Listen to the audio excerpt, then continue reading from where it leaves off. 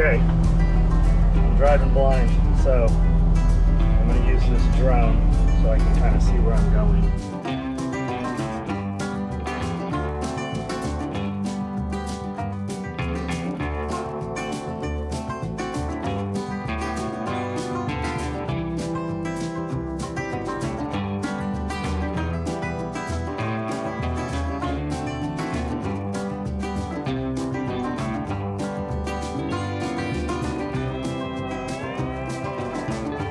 These are those chicken coops that have the pitch roofs, and the tarps stay on them a lot better than trying to use a post in the middle. I want to say this was $600-700. Tractor Supply has them.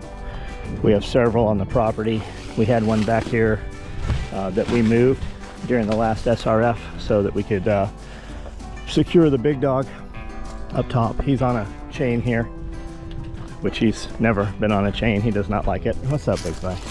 While I put this together, this will take care of him. Then I can kennel him when I need to move equipment in and out of here while people are here, so that he's not running around out here while the gates are open. Right side, left side, back, front, roof.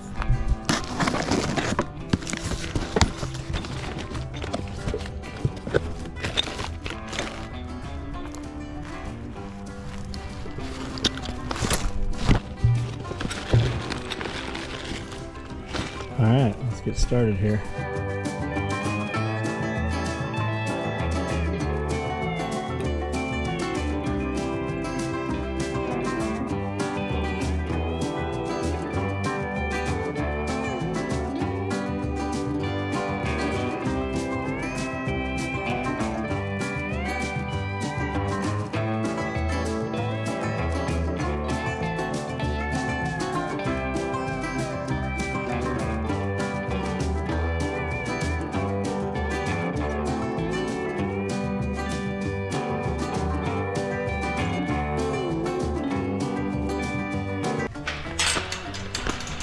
All right, won't stay here, but I'll be able to put him in here, leave the gates open, and I can get the log splitter in here now. I can get the skid steer in here now. We have quite a few trees over here that are down, and now I can get to them and drag them out of the water edge over there. And I've got this big pine over here that's down, and this standing one here, I can probably get something around it and just pull it down. I don't know that that'll go how I think it will, but maybe it will.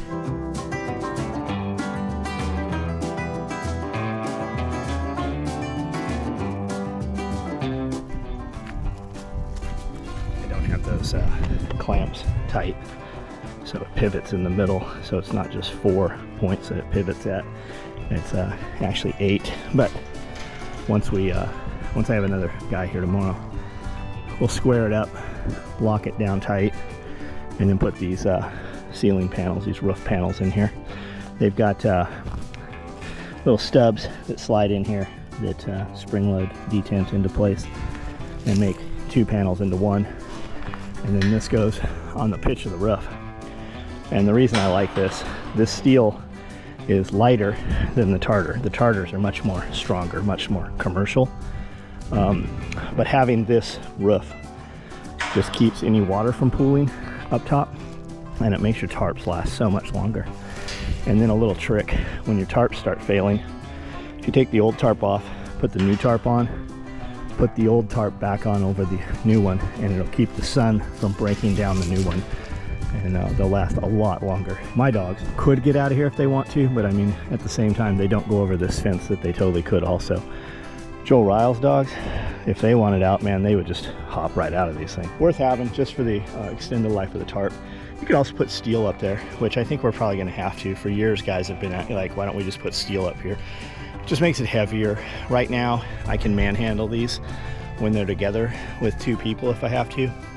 If we put steel up, it would take a couple more people to do them. And because they're not rigid, because they're not as rigid, meaning they have these points in the middle, we can't just pick it up with, you know, a skid steer or something and move it, or hook a 4-wheeler to it and drag it. It just kind of moves around. They're not as commercial. So there's that. Another 2 hours of my Sunday.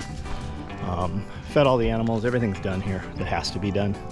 I just wanted to do this so I could get this gate open and get in here and start doing some stuff in here.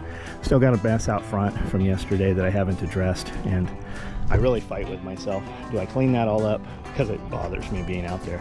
Do I clean it up, bring it all back here?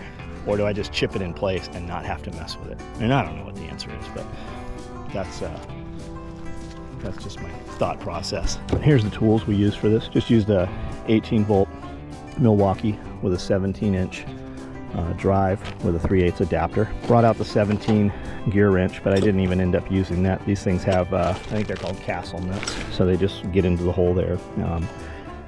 Directions said I needed a Phillips, which I think someplace I might. I haven't seen it yet, but it said we did, so I brought out the pack out. These things are beautiful, awesome sets.